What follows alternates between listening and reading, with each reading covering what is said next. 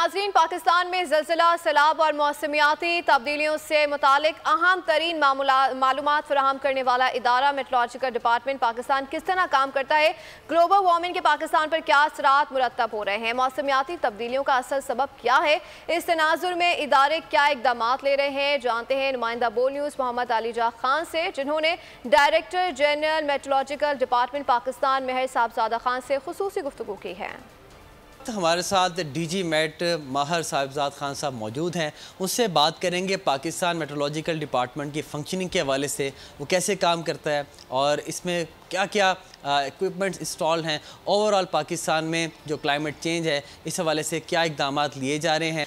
इस वक्त महकमा मौसमियात के ज़िम्मा जो काम है वो है वेदर फोरकास्टिंग है, चाहे वो आम पब्लिक के लिए है, चाहे जहाज़ जितने भी आपके वो हवा में चल रहे हैं उनको मौसम के बारे में इत्तलात जो है वो महकमा मौसमियात का काम है।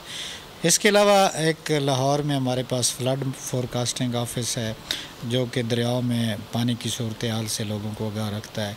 फिर सिस्मोलॉजिकल जो है इवेंट्स आपके हैं, जैसे आपने कहा कि ज़लज़लों के बारे में उसकी वो मेजरमेंट भी की जाती है और उसके अलावा एक पुराने डेटे की बेस पे हमने सिस्मिक जोनिंग मैप भी बनाया हुआ है, जिससे हमें ये पता चल जाता है कि जी कौन सा इलाका जो है वो ज़्यादा वल्नरेबल है। सर लास्टली ये बताइएगा, पाकिस्तान ग्लोबल वार्मिंग से जो अफेक्ट हो रहे हैं ममालिक, उनमें सर फहरिस्त नहीं तो उन ममालिक में शामिल ज़रूर है। उस तनाजुर में आप क्या कहना चाहेंगे, क्या मैसेज देना चाहेंगे? हमने अपने माहौल को ग्रीन क्लाइमेट बनाना है, ग्रीन के लिए दरख्त लगाने हैं।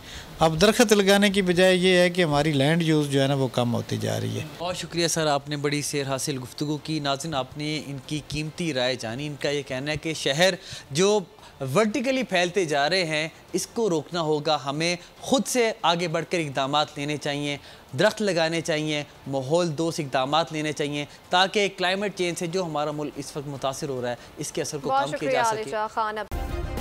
सब्सक्राइब करें और बेल दबाएं ताकि कोई खबर रह न जाए।